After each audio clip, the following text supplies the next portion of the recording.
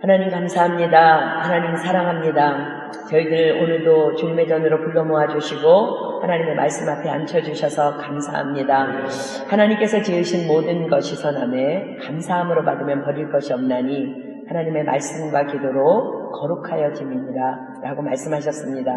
그렇습니다. 저희들 말씀을 받으러 왔습니다. 하나님 이 말씀의 능력을 붙잡고 또 기도하는 삶을 살 수 있도록 오늘 하나님 우리에게 힘주시고 정말 지치지 않으시는 그 하나님의 능력으로 여호와를 앙망하며 정말 솟구쳐 올라갈 수 있는 영적 능력을 오늘 말씀을 통하여 공급하여 주시옵소서. 이 좋은 날 정말 주님의 전에 나온 당신의 청년들 한 사람 한 사람 머리 위에 안수하여 주시고 기름 부어주셔서 오늘 말씀을 통하여 이들의 인생이 역전되어지게 하시며 정말 놀라운 은혜로 감싸질 수 있도록 하나님 축복하여 주시옵소서. 말씀을 전하는 여종은 너무나도 미련하고 부족한 것 주님께서 아십니다. 혹이라도 한순간이라도 1분 1초라도 인간의 생각이나 사상을 속지 못하도록 살아계신 성령 하나님 간섭하여 주시옵소서. 하나님께서 정말 담아주신 메시지만 정확하게 전달할 수 있도록 도구로만 사용하여 주시옵소서. 말씀을 받는 자나 전하는 자나 하나님의 능력에 붙잡히게 되어 정말 놀라운 일들이 일어나게 될 것을 믿고 기대하고 찬양하며 이 모든 기도 예수님의 이름으로 감사하며 간절히 기도드립니다. 아멘. 하나님 감사합니다.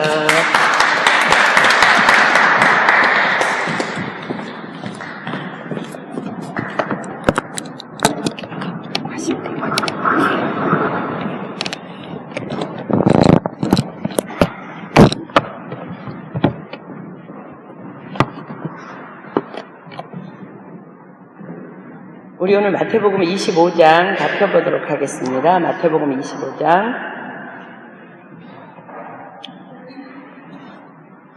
지난주에는 우리가 말씀대로 살 때 하나님께서 세계 모든 민족에 뛰어난 자가 되게 하실 것을 약속하셨고 요셉이 정말 그 말씀대로 하나님을 순종하며 나아가면서 넓어지는 그릇, 그래서 결단코 하나님의 축복에 올라가는 이제 그 말씀을 배웠는데 오늘은 말씀에 더디어서 이제 기도에 대해서 좀 공부하도록 하겠습니다.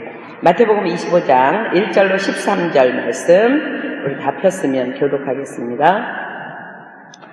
마태복음 25장 1절로 13절 교독할게요.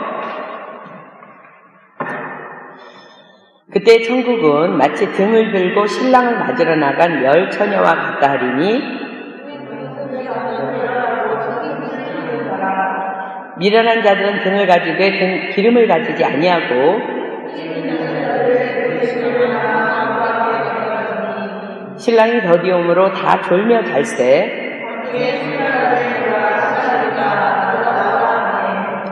이에 그 처녀들이 다 일어나 등을 준비할세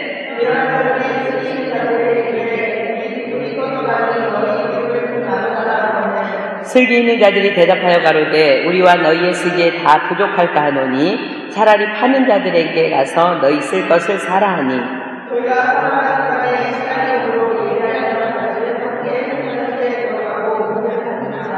그 후에 남은 처녀들이 와서 가로되 주여 주여 우리에게 열어주소서.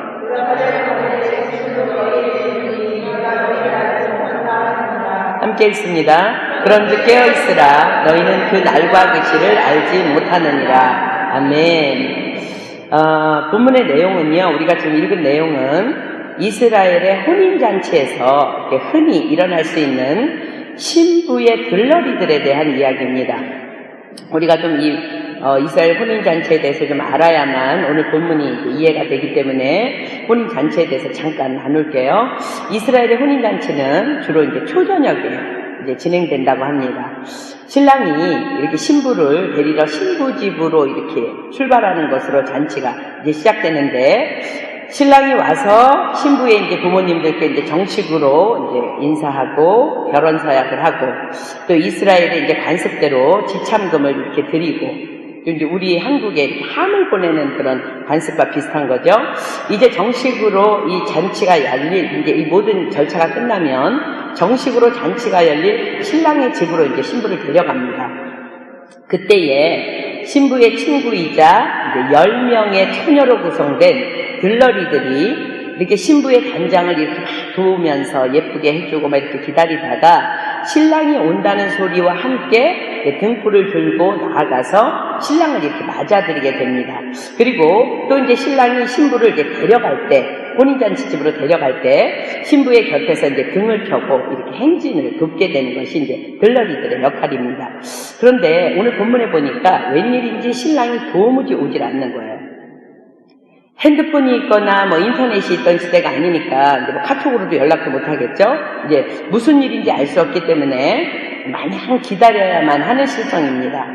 본문에 보면 신랑이 더디 와서 이제 이 들러리들이 기다리다가 졸며 잤다는 것으로 보아서 아주 많이 늦게 온 것을 알 수 있어요. 밤중에 소리가 나서 라고 하는 것으로 보아 주로 이제 초저녁에 시작하는 잔치가 한밤중 새벽이 되어서야 이제 신랑이 도착한 거예요. 너무 늦어지니까 이제 들러리들이 기다리다가 졸다가 이제 드디어 잠이 들었는데 느닷없이 신랑이 온다는 소리를 들은 거예요. 그러니까 이제 이 신랑이 온다는 소리를 듣고 이제 맞이하러 나가려고 등불을 이렇게 딱 들었는데 5처녀는 이미 기름이 떨어져 버린 거예요. 그러나 어쩌면 늦을 수도 있음을 계산하고 따로 이렇게 기름을 준비해간 나머지 슬기로운 5처녀는 기다리느라고 다 떨어진 기름을 따로 이렇게 준비해간 그릇에서 보충하고 속히 이렇게 신랑을 맞이하러 나갑니다. 조금만 알려주시면 목이 아프네.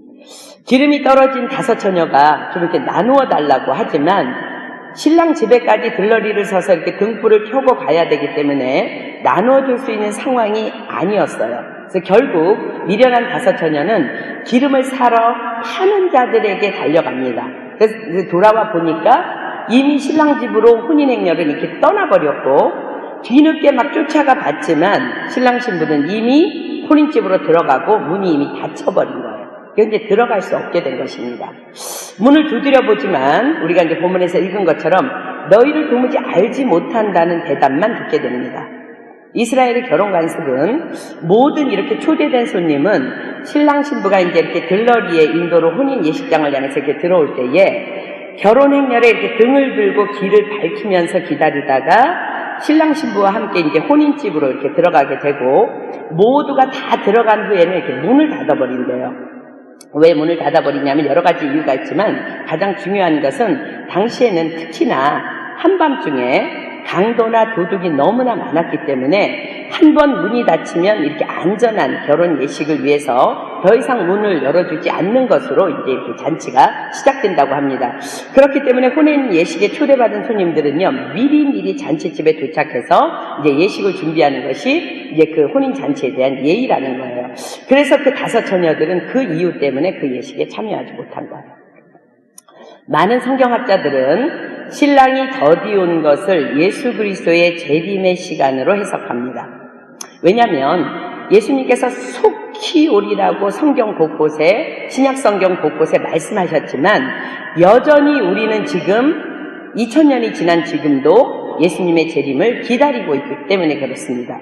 왜 예수님은 더디 오실까? 베드로후서 3장으로 가겠습니다. 베드로후서 3장 9절로 10절.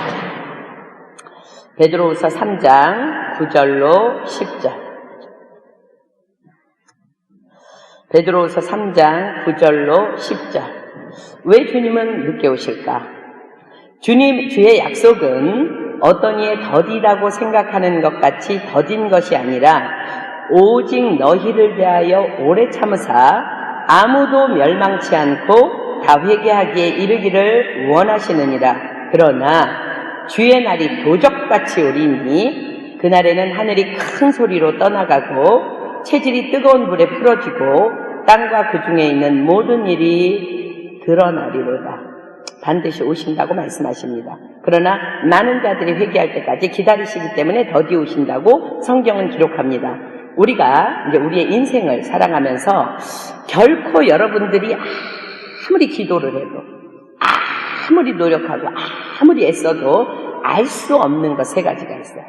알 수 없는 때와 시기를 가진 것이 3가지가 있는데 하나는 주님이 언제 재림에 오실지 왜 아버지만 아신다고 말씀하셨기 때문에 하나는 내가 언제 죽을지 또 하나는 내게 언제 고난이 올지입니다.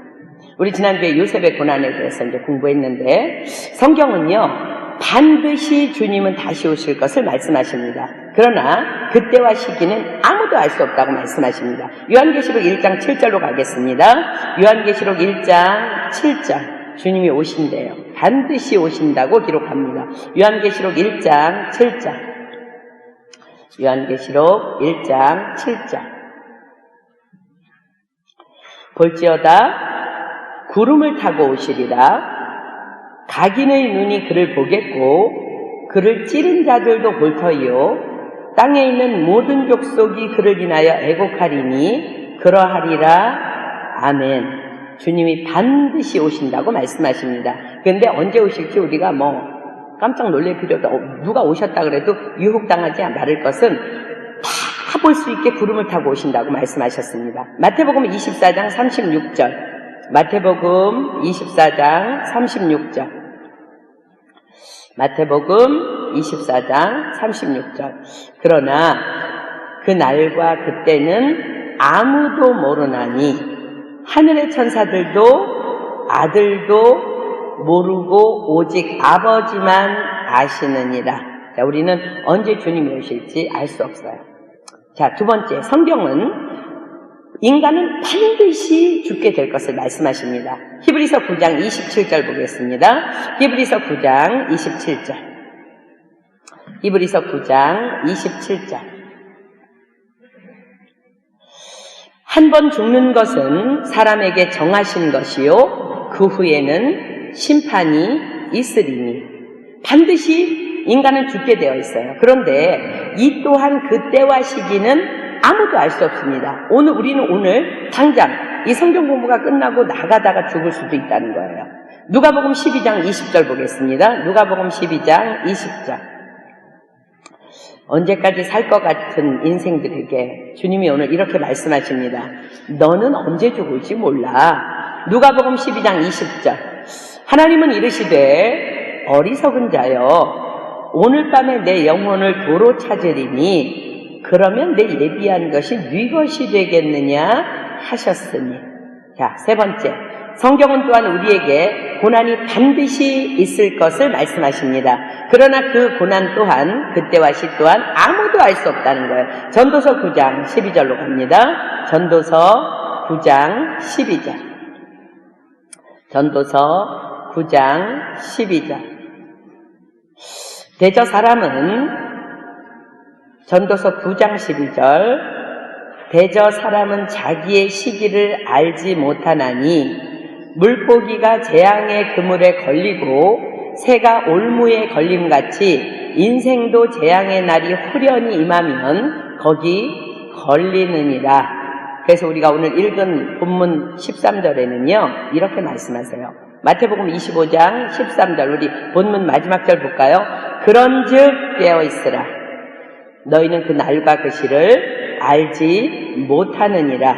그런데 데살로니가전서 5장 1절로 6절에는요 우리에게 그 날이 도적같이 임할 수 없다고 말씀하십니다. 데살로니가전서 5장 1절로 6절 데살로니가전서 5장 1절로 6절 지금 우리가 아무도 알 수 없는 그 때와 시기에 대해서 이제 말씀을 봤는데 데살로니가전서 5장 1절로 6절은 이렇게 기록합니다. 형제들아 때와 시기에 관하여는 너희에게 쓸 것이 없음은 주의 날이 밤에 도적같이 이를 줄을 너희 자신이 자세히 알미라. 너희가 평안하다 안전하다 할 그때에 잉태된 여자에게 해산 고통이 이름과 같이 멸망이 후련히 저희에게 이르리니 결단코 피하지 못하리라.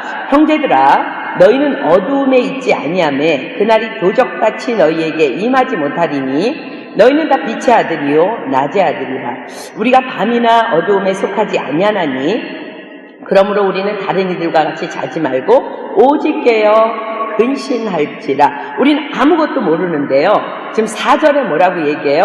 형제들아 너희는 어두움에 있지 아니하매 그날이 도적같이 너희에게 임하지 못하리니 너희는 다 빛의 아들이요 낮의 아들이라. 아멘. 자, 오늘의 본문은 이 알 수 없는 세 가지의 시기가 우리에게 도적같이 임한다 할지라도 넉넉히 승리할 수 있는 지혜로운 삶이 무엇인지를 이제 말씀해 주십니다. 자, 이제 본문으로 가겠습니다. 마태복음 25장 1절부터 봅니다. 그때의 천국은 마치 등을 들고 신랑을 맞으러 나간 열 처녀와 같다 하리니. 자, 그때의 천국은, 여러분 천국이 뭐예요? 천국은 막 죽어서 막 가는 그런 여러분들이 상상의 나래를 치는 그 천국도 천국이지만, 여기서 주님께서 우리에게 말씀하시는 천국은 하나님이 통치하시는 하나님의 나라입니다.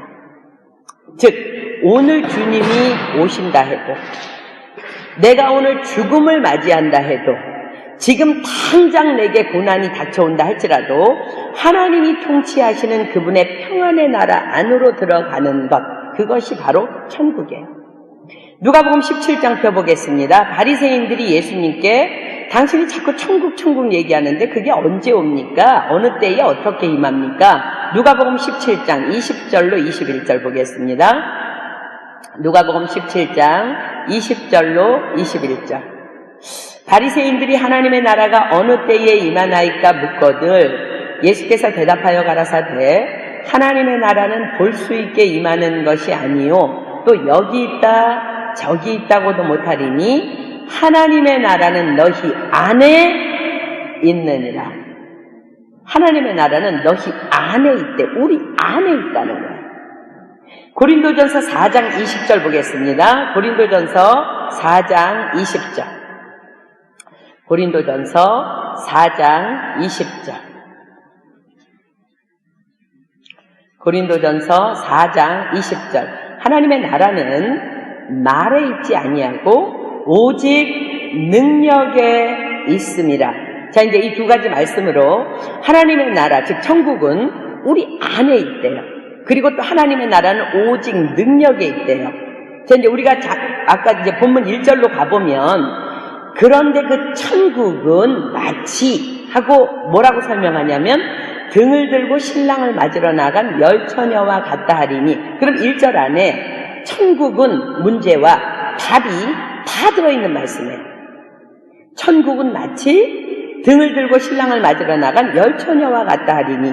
오늘 1절에 답 포함되고 오늘 본문에 이 모든 것이 다 답이 들어있다는 것. 너희 안에 있다는 것이 뭐고 말에 있지 아니하고 능력에 있다는 것이 무엇인지 이 답이 이제 오늘 본문에 다 들어있다는 것입니다. 자, 열 처녀. 신랑을 맞으러 나간 열 처녀. 유대인들은요 어느 곳에서든지 어느 동네에서든지 10명이라는 숫자만 딱 모이면 회당을 세웠대요. 즉 열 처녀는 교회 공동체 안에 속해 있는 모든 크리스천들을 의미합니다. 그런데 이제 2절에 보니까, 본문 2절에 보니까 그 중에 5은 미련하고 5은 슬기 있는 자라라고 얘기합니다. 자, 그렇다면 이게 무슨 소리예요? 예수님을 믿는다고 또 교회를 다닌다고 하지만 교회 안에 반 정도는 다 미련한 삶을 살고 있다는 것을 말씀하십니다. 자, 3절 보겠습니다. 3절, 4절은 미련한 자는 누구이고 슬기 있는 자는 누구인지 설명합니다. 3절, 미련한 자들은 등을 가지되 기름을 가지지 아니하고 4절, 슬기 있는 자들은 그릇에 기름을 담아 등과 함께 가져갔더니. 자, 미련한 자는 등을 가졌는데 기름을 가지지 않았대. 슬기로운 자는 등을 가지고 기름을 또 함께 가지고 있는 자라는 거예요. 자, 등이 뭘까? 등은 교회인 저와 여러분을 의미합니다. 경건의, 다른 말로 하면 경건의 모양입니다. 우리는 교회예요. 모양이 교회야. 즉 교회를 다니고 늘 예수님에 대해서 말하고 공동체에 소속되어 예배 드리고 자신도 말하기를 크리스천이라고 하고 남들도 보기에 크리스천인 자. 베드로는 주는 그리스도시요 살아계신 하나님의 아들이심을 고백했을 때 예수님께서 네 믿음 위에, 그 고백 위에, 반석 같은 믿음 위에 교회를 세우겠다고 말씀하셨어. 즉 주는 그리스도시요 살아계신 하나님의 아들이시니다라는 고백을 가진 교회된 자가 등이에요. 등. 고린도전서에 이렇게 기록하죠. 너희 몸은 너희가 하나님께로부터 받은 바 너희 가운데 계신 성령의 전인 줄 알지 못하느냐? 주는 그리스도시요 살아계신 하나님의 아들이심을 고백한 자들이 교회예요. 이것이 등이에요. 등. 교회의 모습. 그럼 기름은 뭘까? 기름은 교회인 우리 안에서 역사하는 경건의 능력을 의미합니다. 그러니까 등은 경건의 모양이라고 하면 기름은 경건의 능력이라고 볼 수 있어요. 즉 예수님을 믿기 때문에 내가 사는 것이 아니라 나는 죽고 내 안에 계신 성령님의 능력으로 살아가는 것, 그것이 이제 기름입니다. 갈라디아서 2장 20절로 가보겠습니다. 갈라디아서 2장 20절. 갈라디아서 2장 20절. 갈라디아서 2장 20절. 내가 그리스도와 함께 십자가에 못 박혔나니 그런즉 이제는 내가 산 것이 아니요 오직 내 안에 그리스도께서 사신 것이라. 이제 내가 육체 가운데 사는 것은 나를 사랑하사 나를 위하여 자기 몸을 버리신 하나님의 아들을 믿는 믿음 안에서 사는 것이라. 세상을 이긴 이김은 이것이니 너희의 믿음이니라. 나는 죽고 예수로만 사는 것, 이 믿음 안에서 사는 것이 기름을 가진 자라는 거야. 그렇다면 이 능력의 삶을 살기 위해서는 무엇이 필요할까요? 우리가 그냥 가만히 있다고 이 능력의 삶이 자동으로 되어지는 것이 아님을 우리는 너무나 체험하면서 잘 알고 있습니다. 로마서 8장 13절이 이렇게 말씀하십니다. 로마서 8장 13절. 로마서 8장 13절. 로마서 8장 13절. 너희가 육신대로 살면 반드시 죽을 것이로되 영으로서 몸의 행실을 죽이면 살리니. 자, 영으로서 몸의 행실을 죽이면 너희는 살게 될 거라는 거예요. 그래서 사도 바울은요, 나는 날마다 죽노라 라고 고백합니다. 자, 고린도전서 15장 31절. 영으로서 몸의 행실을 죽이면 살리니 나는 날마다 죽노라. 고린도전서 15장 31절 보겠습니다. 고린도전서 15장 31절. 형제들아, 내가 그리스도 예수 우리 주 안에서 가진 바 너희에게 대한 나의 자랑을 두고 단언하노니 나는 날마다 죽노라. 자, 날마다 죽노라. 무엇에 대해서 죽는다는 걸까요? 사도 바울이 자신에 대해서 죽는 거예요. 자신에 대해서, 자신의 생각에 대해서, 자신의 지식에 대해서, 자신의 고집에 대해서, 자신의 계획에 대해서, 자신의 경험에 대해서, 특별히 자신의 능력이나 게으름에 대해서 죽는 것을 의미합니다. 영으로서 몸의 행실을 죽이면 살리니 어떻게 하면 이게 가능할까요? 하나님의 말씀과 기도로 내 안에 육신의 생각들을 소멸시켜버리는 것을 의미합니다. 히브리서 12장 29절은 우리 하나님은 소멸하는 불이라고 기록합니다. 그냥 써놓기만 하세요. 우리 하나님은 소멸하는 불이십니다. 예수님은 이 땅에 빛으로 오셨습니다. 우리가 아까 찬양한 것처럼 빛으로 오셨다는 것은 뭘 의미해요? 어두움을 물리치기 위해서 오셨다는 것을 의미해요. 세상 주관자인 사단은 어두움의 권세를 가진 악의 영입니다. 그들은 세상을 붙잡고 있어요. 그래서 육신의 생각은 하나님과 원수가 되는 거예요. 로마서 8장 7절로 8절 가겠습니다. 로마서 8장 7절로 8절. 영으로서 육신의 생각을 죽여야 되는데 그 육신의 생각이 악의 영들로부터 왔다는 거예요. 로마서 8장 7절로 8절.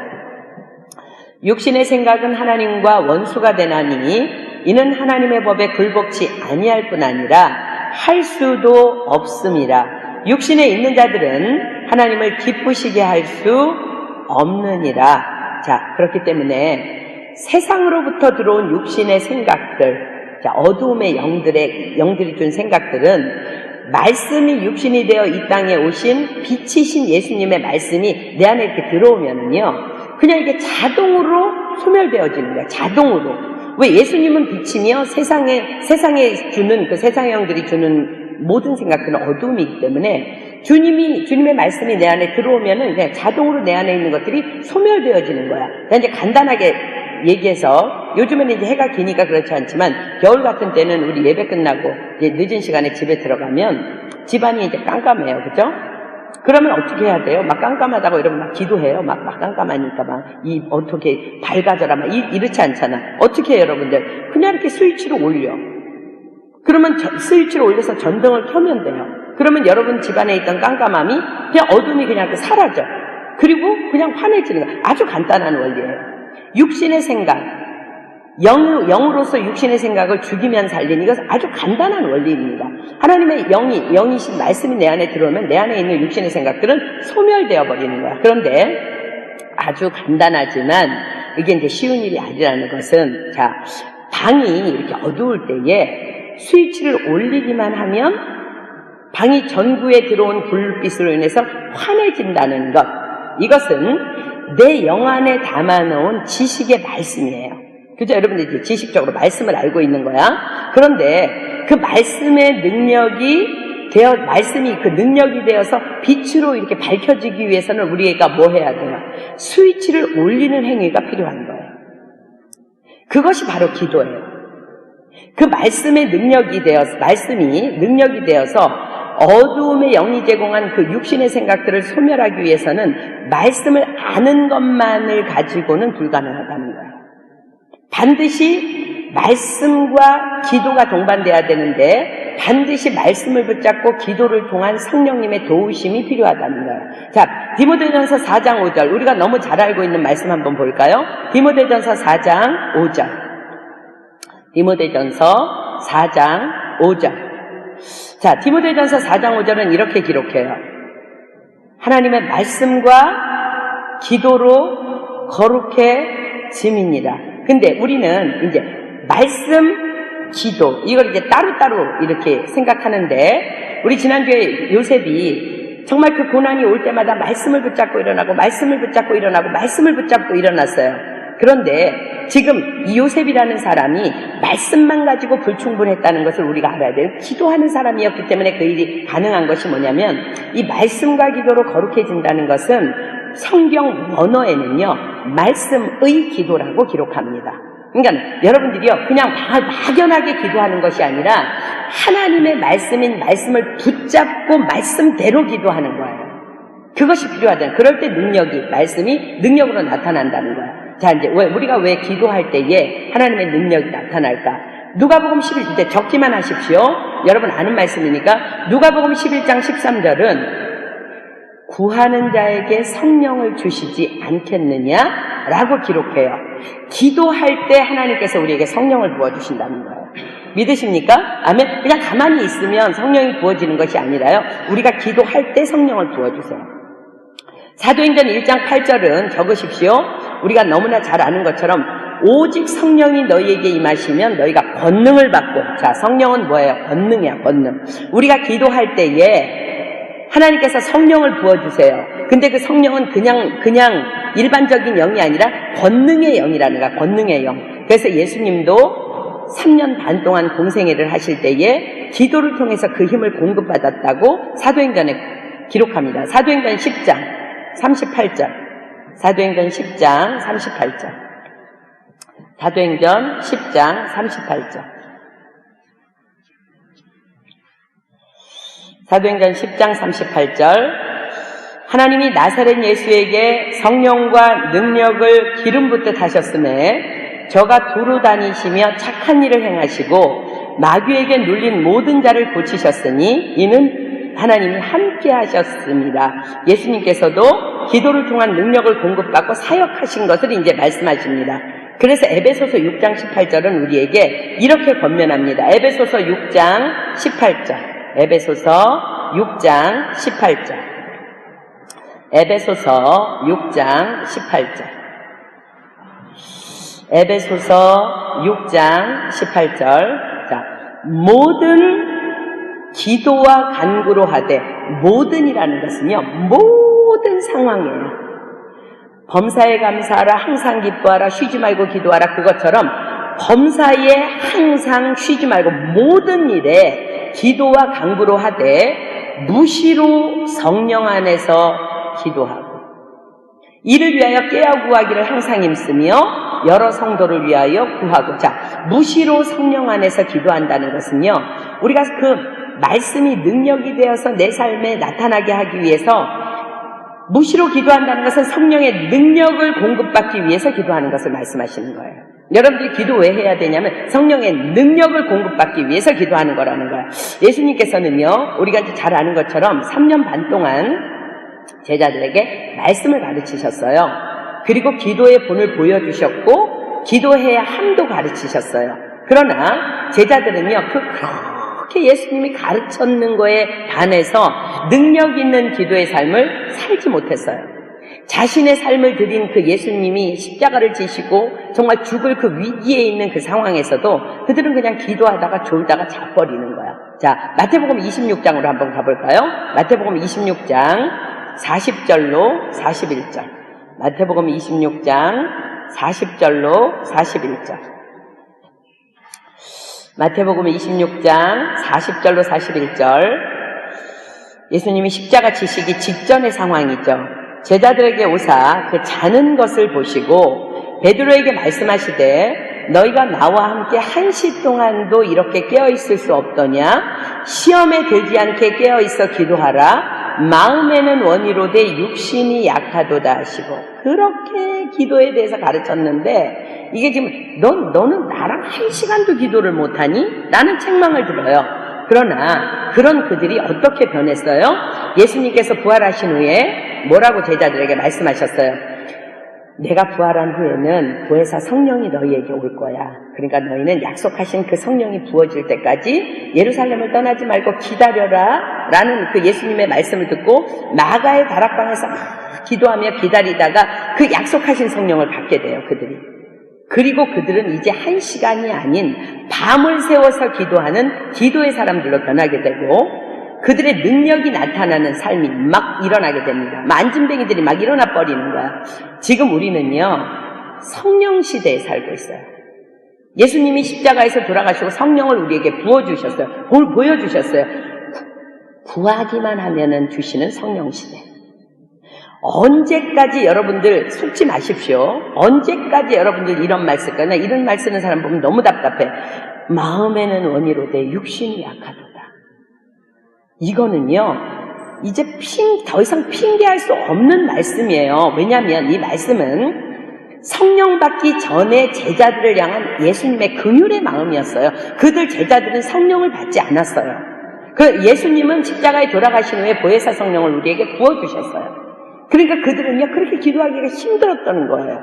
이 말씀은 아직 초신자들, 아직 예수님을 모르는 자들에게 우리가 할 수 있는 말이에요. 마음은 원이로다. 나 기도하라는 소리 들었는데 기도가 너무 힘들어요.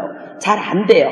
마음은 원이로되 육신은 약하도다. 여러분, 그러면 어떻게 돼? 성령 받을 수 있도록 그를 위해서 기도하면 되는 거야. 이미 성령님은 우리 안에 오셨어요. 그리고 우리 안엔 그 하나님 성령님의 능력이 임재해 계세요. 그래서 우리는 말씀으로 내 영을 채우고 그 말씀을 붙잡고 부르짖어 기도하며 그분의 능력으로 살아가야 하는 것입니다. 이것이 지금 오늘 본문에 나온 등과 함께 여유분의 기름을 준비한 지혜로운 5처녀의 모습이에요. 그런데 등에 들어있는 기름으로 그냥 충분할 것을 믿고 따로 기름을 준비하지 않은 미련한 5처녀는 지금 자기가 처한 문제에 대해서 그냥 그럭저럭 믿음으로 살아가는 것 같이 보여.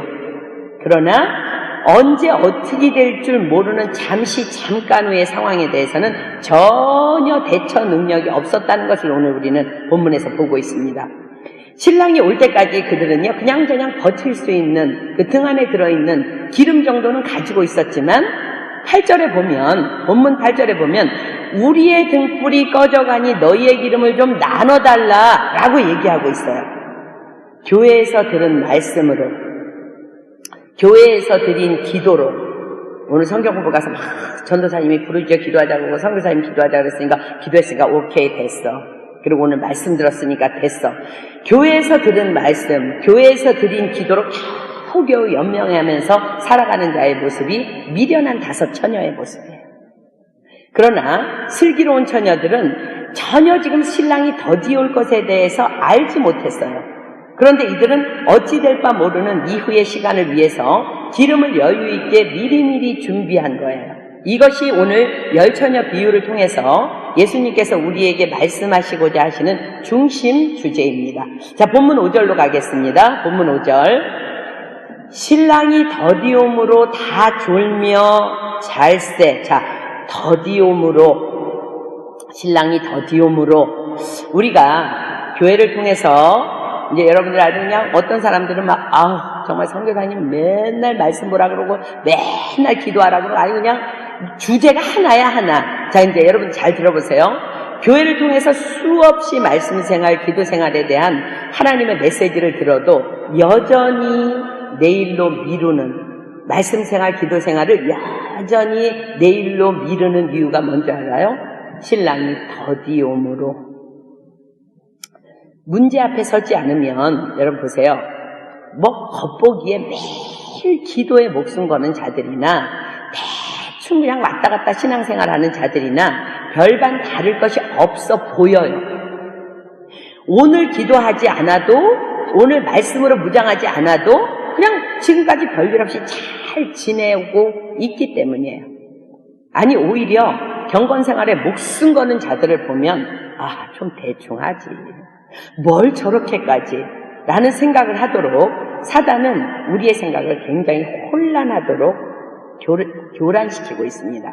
자, 전도서 8장으로 가겠습니다. 전도서 8장 11절로 13절. 전도서 8장 11절로 13절.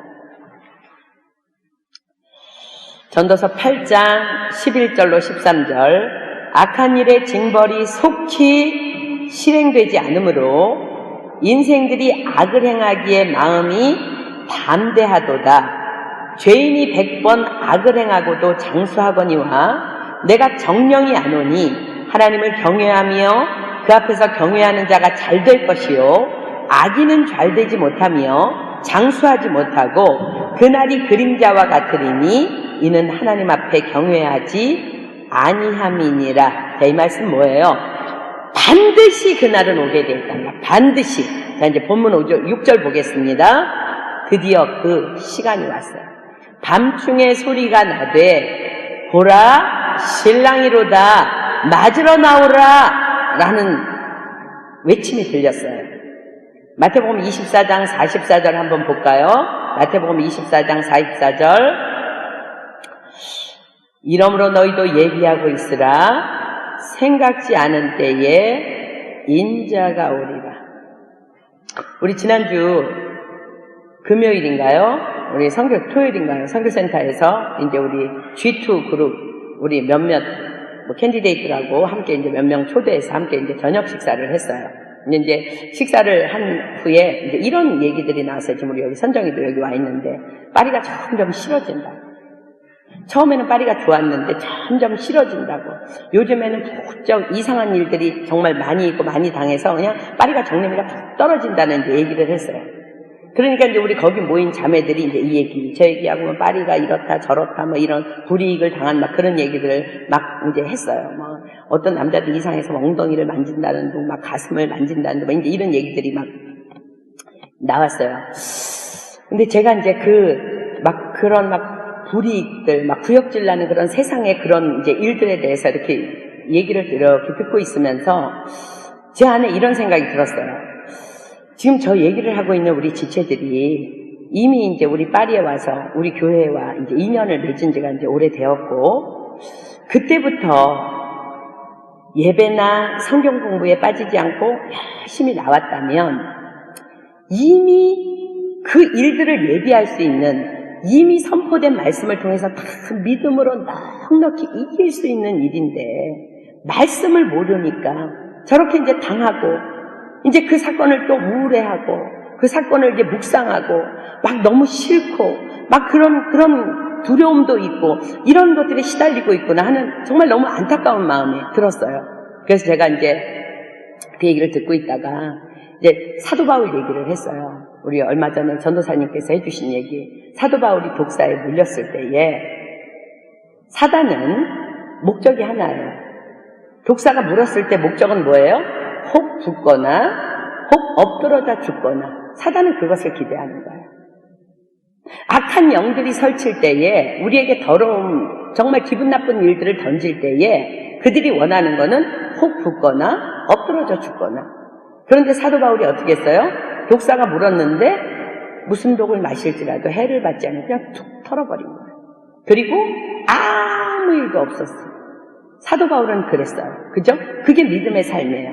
우리는 사단의 계략에 말려 들어갈 수 없는 성령의 사람들이에요. 하나님을 믿는 자들은.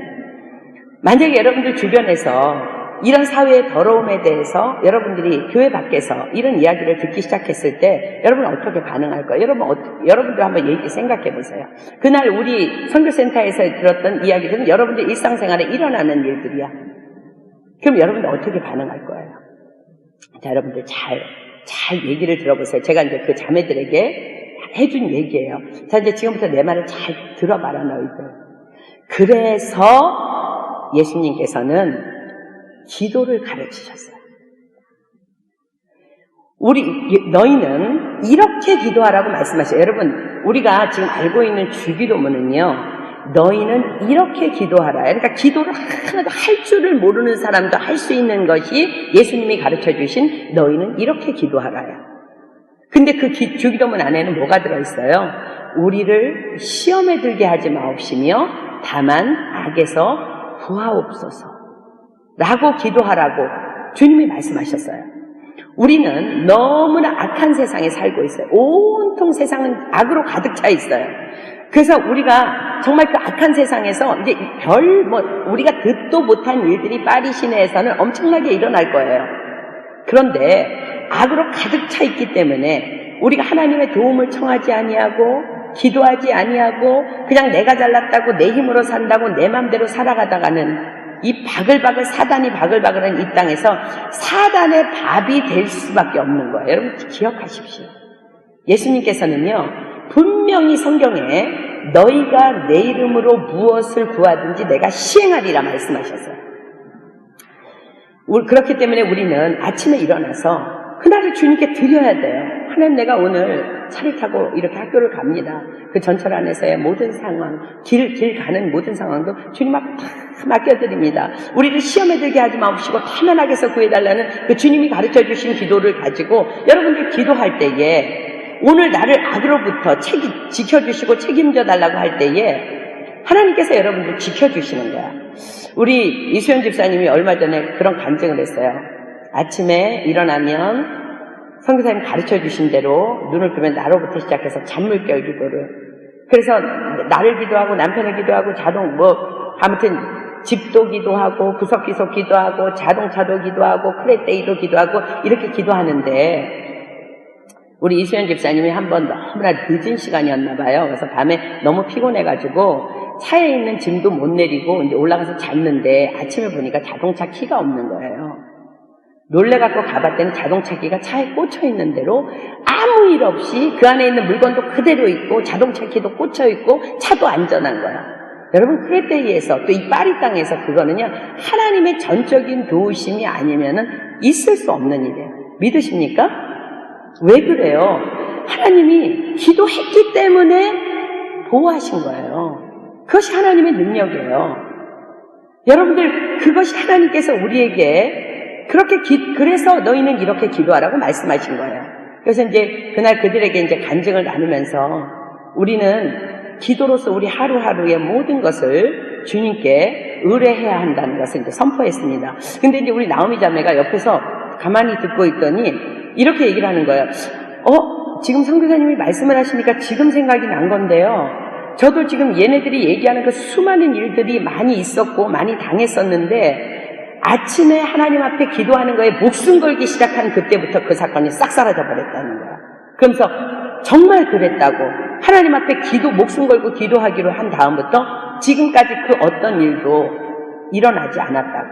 여러분 보세요. 하나님께서요, 우리에게 구하라 주실 것이요, 찾으라 찾을 것이니 라고 말씀하시면서 우리에게 기도를 하라고 하시는 것은 하나님께서는 우리의 기도를 통해서만 일하신다는 것을 말씀하십니다. 뒤집어서. 여러분, 기도해야만 하나님의 능력이 나타나요. 미련한 자들은요, 어떻게 얘기하는 줄 알아요? 왜 하나님은 전능하신데, 전능하신 하나님 다 아시면서 왜 꼭 기도해야만 도와주시냐, 불만을 표현해요. 이게 이제 얼마나 미련한 얘기냐면요, 이거는 뭐 같은 거냐면은 뷔페식당에 갔어. 막 음식이 쫙 차려져 있는데 거기에 가만히 앉아서 전능하신 하나님이 나에게 퍼먹여 주시지 않느냐고. 왜? 응? 똑같은 거야, 그거랑. 여러분들 그냥 주님이 주셨으면 퍼먹으세요. 자기 손으로 입을 벌려서 이빨로 아작아작 씹어서. 그게 기도예요. 하나님은 모든 것을 다 하실 수 있는 전능자 하나님이에요. 그것을 믿고 그렇기 때문에 그분에게 구하는 자들에게 하나님이 주신다고 약속하신 것이고 전능하심을 믿고 기도하는 자들을 통해서 영광 받으시기 때문에 그 일을 시행하신다고 약속하세요. 누가복음 14장 13절 펴보십시오. 누가복음 14장 13절. 여러분들 기도할 때 하나님 영광 받으시려고 기도하라 그러는 거예요. 하나님이. 요한복음 14장 13절. 너희가 내 이름으로 무엇을 구하든지 내가 시행하리니 왜 그러냐는 거야. 왜 우리가 기도할 때 하나님 역사하시냐는 거야. 그 다음 말씀은 이는 아버지로 하여금 아들을 인하여 영광을 얻으시게 하려 함이라. 다 아세요. 여러분들 뭐 필요한지. 그런데 전능자 하나님이 나를 보호하실 것을 믿고 도와주실 것을 믿고 악으로부터 건져주실 것을 믿고 그분을 의뢰할 때 하나님 얘네들 이 믿음 봐라 이 믿음 봐라 영광 받으시고 그것을 그대로 시행하신다는 거예요. 그래서 기도는 믿음의 열매예요. 믿음이 없는 자들은 결코 기도할 수 없습니다. 그런데 또 놀라운 것은요, 기도하기 시작하면 그 믿음이 또 들어와요. 또한 기도는 우리의 미래를 예비하는 지혜입니다. 그래서 날마다 기도해야 하는 것입니다. 우리에게 하나님께서 왜 매일을 주셨을까? 한 달을 31일 그리고 1년을 365일 왜 매일을 주셨을까? 왜 하루라는 시간을 주셨을까? 하루라는 시간을 주신 것은 어제의 기도로 오늘을 살 수 없다는 것을 의미하는 거예요. 또한 성령님께서는 우리가 알 수 없는 미래까지도 친히 우리의 기도를 통해 예비해 주시는 은혜를 부어주십니다. 로마서 8장 26절 보겠습니다. 로마서 8장 26절. 로마서 8장 26절. 이와 같이 성령도, 여러분 성령이 언제 우리에게 역사하신다고요? 기도할 때 구하는 자에게 성령을 주시지 않겠느냐. 이와 같이 성령도 여러분들이 기도할 때에 우리의 연약함을 도우시나니 우리가 마땅히 빌 바를 알지 못하나 오직 성령이 말할 수 없는 탄식으로 우리를 위하여 친히 간구하시느니라. 아멘. 여러분들 아침에 일어나서 하루를 의뢰할 때요, 오늘 우리는 전철에서 무슨 일을 만날지, 체류증하러 가갖고 무슨 일을 만날지 우리는 몰라. 근데 성령님이 친히 우리 미래를 아시고 간구해 주신다는 거예요. 그래서 오늘 본문에 나오는 슬기로운 5 처녀도 기름을 예비할 수 있었던 거예요. 그들은 기도하는 자들이었기 때문에 아무튼 뜻하지 못한 일이지만 아무래도 그래도 혹시 모르니까 한 번도 그런 일은 없지만 혹시 모르니까 기름 좀 더 준비해 가자. 성령님께서 주신 지혜예요. 아무튼 뜻하지 못한 시간인 한밤중에 드디어 신랑이 옵니다. 자, 6절 본문 6절 봅니다. 밤중에 소리가 나되 보라 신랑이로다 맞으러 나오라 하매 이에 그 처녀들이 다 일어나 등을 준비할세 미련한 자들이 슬기 있는 자들에게 이르되 우리 등불이 꺼져가니 너희 기름을 좀 나눠달라 하거늘. 자, 경건의 모양만 있는 크리스천들이 예상치 못한 사건 앞에서 당황하는 일반적인 모습입니다. 기름 좀 나누어달라. 여러분, 믿음은 하나님과 나와의 1대1의 관계예요. 기도로 쌓아놓은 나의 믿음의 능력을 누군가에게 나누어 줄 수는 도무지 없는 것입니다. 고난 앞에서 그 고난을 우리가 위로해 줄 수는 있어요. 그러나 그 고난 당하는 사람이 겪고 있는 그 고통을 우리가 나눌 수는 없어요. 결코 그것은 할 수 없는 일이라는 거야. 자, 보세요. 9절 봅니다. 슬기 있는 자들이 대답하여 가로되 우리와 너희의 쓰기에 다 부족할까 하노니 차라리 파는 자들에게 가서 너희 쓸 것을 사라. 믿음 없는 눈으로 바라보면 뭐 이따구가 다 있어. 좀 나눠주면 되지. 그런데 여러분, 이스라엘의 결혼 관습이 어떻다고요? 이 슬기 있는 처녀들은 이제 신랑 신부를 혼인 잔치집으로 인도해야 하는 일을 위해서 자신이 가진 남은 기름을 가지고 등불을 밝혀 들고서 나아가야 돼요. 그러니까 나눠줄 수가 없는 거예요. 자기의 직분을 다 감당해야 되기 때문에 그러면서 이제라도 파는 자들에게 좀 가보지 그래 라고 미련한 그 5 처녀에게 권면합니다. 자, 이제 10절 11절 보겠습니다. 저희가 사러 간 동안에 신랑이 오므로 예비하였던 자들은 함께 혼인잔치에 들어가고 문은 닫힌지라. 11절 그 후에 남은 처녀들이 와서 가로되 주여 주여 우리에게 열어주소서. 자, 이제 10절 11절에서 재밌는 걸 발견할 수 있는데요. 저희가 사러 간 동안에 11절에는 그 후에 남은 처녀들이 와서, 이 말은 이 미련한 처녀들이요 기름을 구해왔다는 것을 얘기해. 구해왔다는 거. 구해왔으니까 혼인잔치에 참석해서 등불을 들고 따라가려고 별놀이 쓰려고 그러는 거지, 그죠? 한밤중에도 기름을 파는 곳이 있다는 것을 보여주는 거예요. 그렇다면 이 미련한 5 처녀들의 죄는 더욱 커집니다. 평소에도 충분히 기름을 준비할 수 있는 환경이 주어졌지만 기름을 준비하지 않은 것이 되는 거예요. 핑계할 수 없는 문제라는 거예요. 퇴근을 너무 늦게 해서, 숙제가 너무 많아서, 너무 피곤해서, 집에 손님이 자꾸 와서, 아이들 때문에 잠을 못 자서 아무런 핑계가 해당되지 않습니다. 왜요? 한밤중에도 기름을 파는 자들이 문을 열어놓고 팔고 있기 때문에 그렇습니다. 정말로 혼인잔치에 신랑 신부를 축복할 마음이 이 5 처녀에게 있었다면 신랑이 더디 오는 그 시간을 이용해서라도 왜 안 오지? 기름 떨어질 텐데, 이런 지혜가 생겨야 되는 거야. 이용해서 어느 때든지 구해놓을 수 있었다는 것을 의미하는 거야. 단지 게으름이든지 축복할 마음이 별로 없든지 2 가지로 드러나죠. 미련한 자녀들은. 우리도 기도에 대해서 핑계할 수 없다는 것을 단호하게 말씀하십니다. 하나님은 졸지도 주무시지도 않으신 하나님이에요. 그분은 무소부지하신 하나님이에요. 여러분들이 기도를 못했다는 것은 그런 핑계는 있을 수 없다는 거예요. 기도는요, 못한 것이 아니라 안 하는 거예요. 하나님은 졸지도 않으시고 주무시지도 않으시고 나랑 동행하고 계시니까. 자, 제가 너무나 좋아하는 예화이기 때문에 한 번만 더 여러분들에게 얘기합니다. EBS에서 언젠가 이런 실험을 한 적이 있습니다.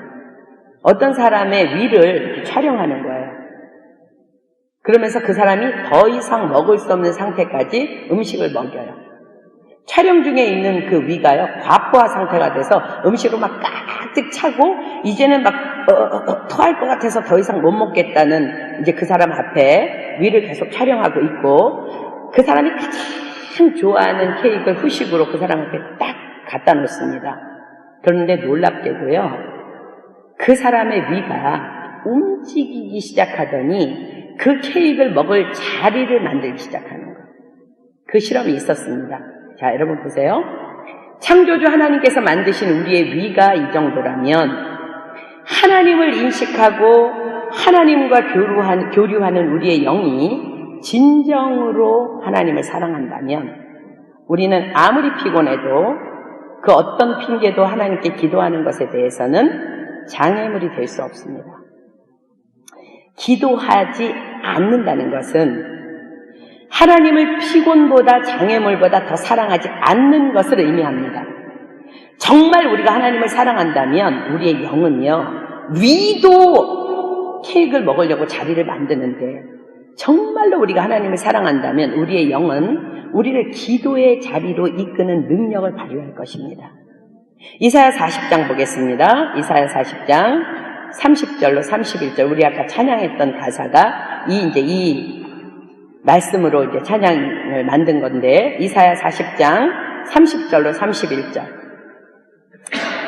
소년이라도 피곤하며 곤비하며 장정이라도 넘어지며 자빠지되 오직 여호와를 앙망하는 자는 새 힘을 얻으리니 독수리의 날개치며 올라감 같을 것이요 다른 박질하여도 곤비치 아니하겠고 걸어가도 피곤치 아니하리로다. 아멘. 그러나 그 5 처녀는요, 미련하기 때문에 그래서 그 혼인잔치에 못 들어간 거예요. 자, 12절 보겠습니다. 대답하여 가로되 진실로 너희에게 이르노니 내가 너희를 알지 못하노라. 문을 열어주세요. 지금 등불을 켜고 달려왔어요. 우리는 아까 초저녁부터 이 등불을 켜고 신랑을 기다렸어요. 문을 열어주세요. 그런데 대답이 뭐가 나왔어요? 진실로 너희에게 이르노니 내가 너희를 알지 못하노라. 자, 마태복음 7장 21절 비겠습니다. 마태복음 7장 21절. 마태복음 7장 21절, 그 다음에 24절로 27절. 자, 여러분들 잘 예수님의 말씀을 귀담아 들어보십시오. 나더러 주여 주여 하는 자마다 천국에 다 들어갈 것이 아니요 다만 하늘에 계신데 아버지의 뜻대로 행하는 자라야 들어가리라. 24절. 그러므로 누구든지 나의 이 말을 듣고 행하는 자는 그 집을 반석 위에 지은 지혜로운 사람 같으리니 비가 내리고 창수가 나고 바람이 불어 그 집에 부딪히되 무너지지 아니하나니 이는 주초를 반석 위에 놓은 연고요 나의 이 말을 듣고 행치 아니하는 자는 그 집을 모래 위에 지은 어리석은 사람 같으리니 비가 내리고 창수가 나고 바람이 불어 그 집에 부딪힘에 무너져 그 무너짐이 심하니라. 본문 13절은 이렇게 말씀하십니다. 그런즉 깨어있으라. 너희는 그 날과 그 시를 알지 못하느니라. 골로새서 4장 2절 비겠습니다. 골로새서 4장 2절. 우리는 어떻게 깨어 있어야 될까? 골로새서 4장 2절. 골로새서 4장 2절. 기도를 항상 힘쓰고 기도에 감사함으로 깨어 있으라. 베드로전서 4장 7절. 베드로전서 4장 7절. 우린 지금 마지막 때에 살고 있습니다. 이리 봐도 저리 봐도 말세라고 밖에 말할 수 없는 그때에 살고 있습니다. 베드로전서 4장 7절. 만물의 마지막이 가까웠으니 그러므로 너희는 정신을 차리고 근신하여 기도하라. 여러분, 사단이 크리스천 무서워할 것 같아요? 안 무서워할 것 같아요? 사단은요, 크리스천 우습게 봐요. 근데 무서워하는 크리스천이 있는데 누구냐면요, 기도하는 크리스천이에요. 사단은 기도하는 크리스천을 가장 무서워합니다. 그냥 기도하는 사람이 아니라 말씀을 믿음으로 품고 말씀을 가지고 기도하는 사람을 너무너무 무서워합니다. 그래서 사단은요, 무슨 방법을 동원해서라도 우리가 말씀의 자리에 나오지 못하도록, 무슨 방법을 동원해서라도 기도하지 못하도록 방해합니다. 여러분들 그런 경우에 그냥 넘어가지 마시고 속았구나. 바닥을 쳐야 돼. 바닥을 쳐야 돼. 사단한테 속은 거. 말씀과 기도의 사람들은 왜 무서워할까? 말씀과 기도의 사람들은 세상에서 능력으로 행동하는 사람들로 변화되기 때문에 그렇습니다. 그러나 여러분들 정말 반드시 우리가 기억해야 될 것, 우리가 정말 이 말세에 기억해야 될 것은 로마서 8장 13절, 우리 아까 봤던 말씀 한 번 더 봅니다. 로마서 8장 13절. 우리가 말씀과 기도 생활 안 하면 로마서 8장 13절, 너희가 육신대로 살면 반드시 죽을 것이로되 영으로서 몸의 행실을 죽이면 살리니. 아멘. 그렇습니다. 오늘 만약 예수님이 오신다면, 오늘 만약 내가 죽음을 맞이한다면, 오늘 만약 내게 고난이 온다면 넉넉히 하나님께서 다스리시는 그 평안의 나라로 들어갈 준비가 여러분들 되어 있습니까? 어떤 부인이 너무 힘들었어요, 삶이. 애들을 봐도 힘들고 남편을 봐도 힘들고 이리 봐도 힘들고 저리 봐도 힘들고 다 힘들어, 너무 힘들어. 그래서 하나님 앞에 기도했어요. 나 좀 오늘 데려가 달라고. 하나님, 나 좀 데려가 달라고. 내가 보니까 이게 성령 받아서 이제 구원 받았으니까 내가 스스로 자살할 수는 없고 나 좀 데려가 달라고 울며 불며 기도했습니다. 하나님께서 응답하셨습니다. 하나님께서 이렇게 말씀하셨대요. 내가 네 소원대로 3일 후에 너를 데려갈 테니까 3일 동안 내 집을 좀 깨끗이 청소하거라.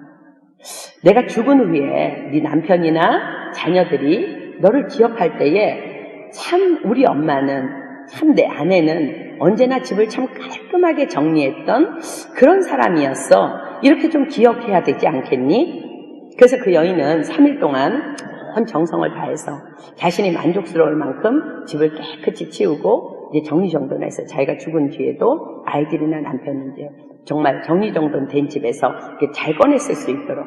그래서 3일 후에 다시 이제 여인이 기도했습니다. 하나님, 약속대로 제가 집을 정리했습니다. 이제는 좀 데려가 주십시오.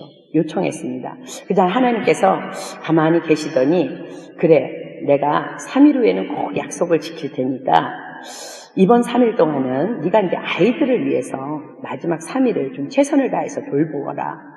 네가 죽은 후에 아이들이 이제 엄마에 대한 기억을 해야 될 텐데 정말 우리 엄마는 이렇게 아름다운 분이었어. 우리에게 정말 최선을 다한 분이었어. 이런 것을 기억하게 될 거야. 그러니까 이제 아이들에게 최선을 좀 다하거라. 내가 3일을 더 시간을 주겠다. 그래서 이 여인은 최선을 다해서 아이들 3일 동안 이제 섬겼습니다. 그리고 이제 3일 후에 다시 이제 주님께 기도했습니다. 하나님, 정말 이제는 절 데려가 주십시오. 그랬더니 하나님께서 이제는 이제 정말 마지막이다. 마지막이니까 3일 동안 내 남편을 섬기고 오너라. 내가 죽은 후에 네 남편이, 내 아내는 정말 현숙한 여인이었음을 추억하게 될 거야. 그래서 정말 이 여인은요 3일 동안 최선을 다해 이제 남편을 섬겼어요. 그리고 이제 이 여인이 갑자기 천국에 가기 싫은 마음이 생겨버린 거예요. 근데 이제 자기가 어떻게 하지? 하나님이 오셔서 이제 가자고 하실 텐데. 그래서 하나님이 오셨어요. 기도하는 가운데. 여인에게 이젠 가자. 그랬더니 여인이 하나님 정말 소원을 좀 취소하고 싶습니다. 하나님 좀 취소해 주십시오. 라고 요청했어요.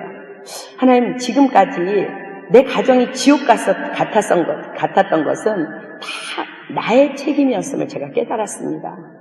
지금 내가 이렇게 9일을 지나고 나서 보니까 이 상태가 바로 천국인데 제가 어디를 갈 수 있겠느냐고 고작 9일 동안의 마음의 변화를 통해서 한 헌신이 이 여인에게 천국을 만들어낸 것이에요. 하나님 나라는 여기 있다 저기 있다고도 못하리 너희 안에 있느니라. 하나님 나라는 말에 있지 아니하고 능력에 있느니라 말씀하셨어요. 그런데 이 천국을 이 여인이 어떻게 만들었어요? 여러분 어떻게 만들어서 답이 뭐예요? 부르짖음의 기도를 통해서 응답받은 거예요. 이 여인이 만약에 그 고난 중에서 기도하지 않았다면 하나님의 음성 어떻게 들어요? 여러분 기도할 때 하나님 이렇게 역사하시는 거예요. 여러분이 나 죽여주세요. 그러면 그래 가자. 이게 응답이 아니라 여러분들이 그 정말 지옥 같은 그 상황에서 하나님 내가 정말 나는 정말 너무 힘들어요. 그럴 때 하나님께서 하나님의 성령으로 그래 너 집 좀 한번 치워보겠니? 너 아이들 좀 돌봐보겠니? 네 남편한테 좀 한번 최선을 다해보겠니? 하나님의 음성을 듣고 기도하면서 내가 내 안에 천국을 만들어 내가는 것, 그것이 기도의 놀라운 능력이에요. 하나님의 나라는 말에 있지 아니하고 능력에 있다는 말이 이 말씀입니다.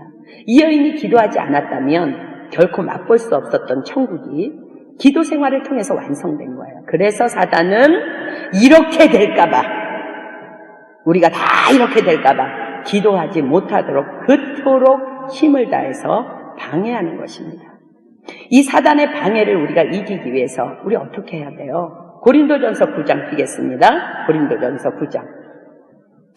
고린도전서 9장 25절로 27절. 이기기를 다투는 자마다 모든 일에 절제하나니 저희는 썩을 면류관을 얻고자 하되 우리는 썩지 아니할 것을 얻고자 하노라. 그러므로 내가 다름질하기를 향방 없는 것 같이 아니하고 싸우기를 허공을 치는 것 같이 아니하여 내가 내 몸을 쳐 복종하게 함은 내가 남에게 전파한 후에 자기가 도리어 버림이 될까 두려워함이로다. 여러분 우리는 기도의 삶에 승리해야 됩니다. 천국은 어디 있다고요? 기도하는 우리 안에 있다는 거예요. 하나님의 나라는 볼 수 있게 임하는 것이 아니요 또 여기 있다 저기 있다고도 못하리니 하나님의 나라는 너희 안에 있느니라. 여러분의 심령 상태가 지금 어떠한 거에 따라서 천국과 지옥이 내가 결정한다는 거예요. 우리가 기도할 때에 형제들아 너희는 어두움에 있지 아니하매 그날이 도적같이 너희에게 임하지 못하리니 너희는 다 빛의 아들이요 낮의 아들이라. 우리가 밤이나 어두움에 속하지 아니하나니 그러므로 우리는 다른 이들과 같이 자지 말고 오직 깨어 근신할지라. 천국은 기도하는 자 안에 있어요. 말에 있지 아니하고 능력에 있다고 했어요. 제가 여러분들에게 서두에 우리 예수님이 언제 오실지, 우리가 언제 죽을지, 우리에게 고난이 언제 올지 우리는 모른다고 얘기했어요. 그러나 이 정말 슬기로운 다섯 처녀처럼 넉넉히 하나님의 그 기름을 등에다가 준비할 때 어떤 고난이 온다 할지라도 우리는 천국을 누리며 승리하게 될 줄 믿습니다. 제가 아까 오기 전에 온누리교회 이제 그 청년들 예배 그 말씀을 들었는데 거기서 이런 간증을 들었어요. 온누리교회 목사님들 엄청 많으시잖아요, 그지? 근데 이제 어떤 목사님이 1.5세인데 젊은 목사님이래요. 근데 이제 그분이 한국에 와서 이제 온누리교회에서 사역을 하는데, 뭐 너무 목사님들이 막 기라성 같은 목사님들이 많으니까 생전 설교할 기회가 안 주어지는 거야. 근데 이제 어느 날 목사님들이 회의를 하는데, 그 사람이 김 목사라면, 김 목사님 이번에 추석날 새벽 기도를 맡으라고. 그러니까 이 사람이 이제 감동을 한 거야. 추석날 내가 새벽 기도를 드디어 내가 온누리교회에서 내가 설교를 해보는구나 이랬는데 갑자기 막 목사님들하고 막 킥킥킥 웃는 분위기가 되더래요. 그래서 왜 도대체 웃지? 그래도 알고 보니까 그 온누리교회 추석에는요 사람들이 새벽 기도 안 나오는데 아예 사람이 없대요. 그러니까 몇 명 앉혀놓고 설교를 해야 되는 일에 봉착을 한 거예요. 그러니까 기분이 슬쩍 나빴지만 여러분 기도하는 사람들은요 이런 것이 올 때 찬스를 잡아야 돼요. 제가 하나님 앞에 기도하면서 하나님 다른 사람들은 킥킥거리면서 비웃지만 한 사람이 나온다 할지라도 두 사람이 나온다 할지라도 제가 최선을 다해서 설교를 준비하겠습니다. 그리고 새벽기도 가서 말씀을 기도하며 준비해서 선포하는데 그날 누가 왔냐면 하영조 목사님이 그 예배에 참석하신 거예요. 그분이 추석이니까 아무 갈 데가 없으셨대요. 새벽기도 나오신 거예요. 다른 때는 전 세계를 돌아다녀요. 그런데 거기에서 이야 이 녀석 보배구나. 이거 보석이구나 이거. 설교하는 거 보니까 이 녀석 장난 아니에요. 그래갖고 너 여기서 설교해 저기서 설교해 이래갖고 지금 그 1.5세 목사님이요 그 온누리를 잡고 있대. 여러분 보세요. 우리가 기도하지 않으면 어쩌면 그 1.5세 그 목사님이요 뭐야 이 온누리께서 나 지금 뭐 죽이자는 거야? 나를 개떡으로 보는 거야? 뭐 이랬으면 기도하지 않는 사람은 그냥 거기서 떠났을 거예요. 그런 목사들 굉장히 많아요. 그러나 그곳에서 하나님께서 세우셨다고 믿고 그 하영주 목사님 안 오시면 어때요? 하나님이 그 자리에 계시는데 자기 삶에 어떤 고난이 와도 어떤 문제가 와도 기도하는 자들에게는 하나님께서 이런 지혜를 부어주셔서 길을 열어주신다는 거예요. 여러분 왜 신랑이 예수님을 왜 늦게 오실까? 오늘 왜 하나님은 우리 교회에 이 말씀을 주실까? 여러분들 가진 등에 기름을 준비할 수 있는 시간을 주님께서 허락하시는 거예요. 아멘. 우리가 지금까지 미련해서 그냥 교회에서 주시는 말씀으로 그냥 겨우 연명하고 교회에 와서 한 기도로 그냥 겨우 연명해서 그냥 대충 별일 아닐 때는 살다가 막 고난이 오면 자빠져가지고 막 바퀴벌레 뒤집어지듯이 울고불고 이제는 이거 오늘 청산해야 돼요. 여러분들 등에 기름을 준비하십시오. 아무 문제 없을 때에 여러분들이 기도로 준비할 때에 우리는 고난이 왔을 때 넉넉히 승리할 줄 믿습니다. 오늘 주님이 오시면 어때요? 할렐루야 우린 천국 가는데 오늘 여러분들 하나님이 데려가시면 어때요? 천국 가는데 눈물도 없고 한숨도 없고 날마다 종말론적인 마음으로 오늘이 마지막인 것처럼 이웃을 향해서 가족을 향해서 교회를 향해서 하나님을 향해서 헌신하며 최선을 다하며 살아가는 것 그것이 등에 기름을 가진 지혜로운 여인인 줄 믿습니다. 우리 기도하겠습니다. 우리 기도하기 전에 우리 이 험한 세상 우리 찬양 한번 할까요? 이 찬양이 오늘 이제 이 말씀에 비추어서 이제 굉장히 귀한 찬양인데 저는 이제 이 찬양대로 여러분들이 정말 우리 주님 언제 오실지 내가 언제 죽을지 고난이 언제 올지 모르지만 내가 정말 주님이 가신 길을 걸으면서 내가 주님을 찬양하겠습니다. 내 작은 손에 등불을 정말 밝혀들고서 주님을 맞이하겠습니다. 우리 그 마음으로 한번 주님 앞에 찬양하도록 합니다.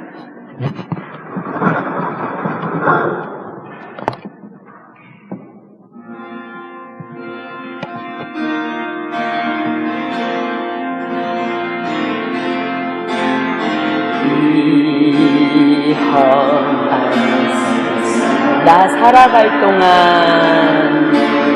나 살아갈 동안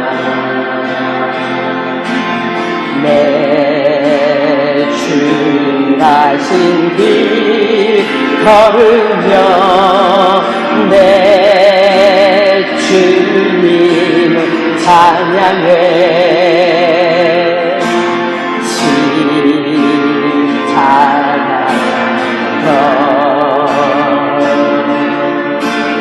날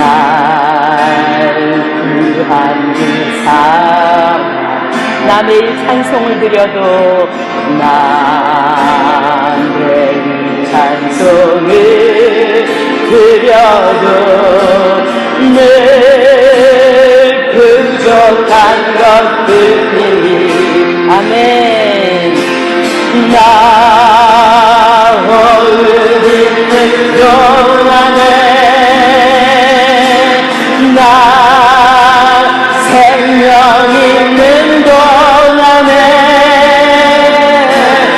나 주를 찬양하리라 내게 생명 주신 주님을 내 작은 손에 내 작은 손에 우리 이제 불 밝혀 드립시다. 불 밝혀 들고서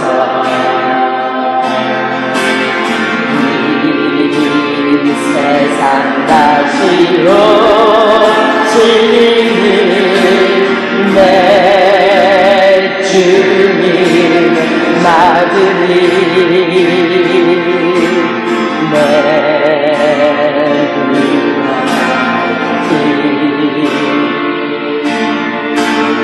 다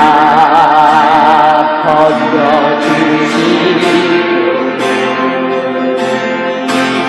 그 아름다운 그 열과 날 위해 얘기하시니 나 거울 빚는 동안에 나 생명 있는 동안에 나 주를 찬양하리라 내게 생명 주신 주님 나 호흡 있는 동안에 나 호흡 있는 동안에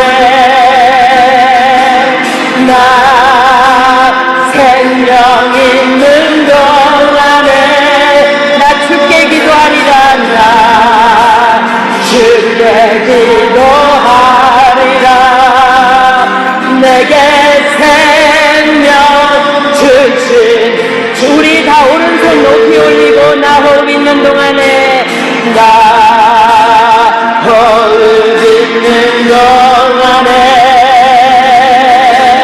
나 생명 있는 나 주께 기도하리라 나 주께 기도하리라 내게 생명 주신 주님을 아멘 우리 찬양팀 들어갑니다 우리가 오늘 슬기로운 처녀처럼 정말 내 등에 기름을 준비하기로 결정할 때에 하나님께서는 우리에게 이렇게 말씀하십니다. 형제들아 너희는 어두움에 있지 아니하매 그날이 도적같이 너희에게 임하지 못하리니 너희는 다 빛의 아들이요 낮의 아들이라. 우리가 밤이나 어두움에 속하지 아니하나니 그러므로 우리는 다른 이들과 같이 자지 말고 오직 깨어 근신할지라. 여러분 하나님의 나라는 말에 있지 않고 오직 능력에 있습니다. 여러분들 지금 예수님을 믿고 교회된 자로서 성전된 자로서 여러분 안에 그 능력을 담고 있는지 뒤돌아보십시오. 교회 안에 10처녀가 있다고 말씀하십니다. 그러나 5은 미련하고 5은 슬기롭다고 말씀하십니다. 그러나 오늘 그 룰이 우리 교회 안에서 깨지기를 소망합니다. 우리 전부 슬기로운 처녀들로 준비합시다. 그렇습니다. 때에 따라서는 그럴 수 없는 일들이 일어납니다. 신랑이 어떻게 감히 신부를 데리러 늦게 올 수 있겠어요. 그러나 그 그런 일이 일어났다고 예수님 말씀하십니다. 우리는 기도로 하나님의 능력을 우리의 등 안에 담아야 합니다. 언제 그것이 기름이 떨어질지 모르는 상황이기 때문에 늘 예비해야 합니다. 그 기름을 예비했을 때 우리가 오늘 고난이 온다 할지라도, 나에게 죽음이 온다 할지라도, 주님이 오늘 재림하신다 할지라도 우리는 넉넉히 그 평화의 나라로 승리하며 달려들어가게 될 줄 믿습니다. 이 시간 우리 하나님, 내가 슬기로운 처녀가 되어 준비하길 소망합니다. 오늘 말씀 주셔서 감사합니다. 내가 지금까지 미련한 처녀로 살았습니다. 하나님, 필요할 때만 기도했습니다. 공고할 때만 하나님께 매달렸습니다. 이제 하나님, 내가 기도하는 자가 되겠습니다. 그리고 나의 유익이 아닌 다른 영혼들을 위해서 중보하겠습니다. 특별히 이제 70기 죽어가는 영혼들 하나님 불러 모아 주시옵소서. 내가 기도하오니 하나님 그리하여 주시옵소서. 이 시간 우리 주여 삼창하고 슬기로운 처녀들로 준비되기 위해서 우리 주여 삼창합니다. 시작! 주여! 주여! 주여!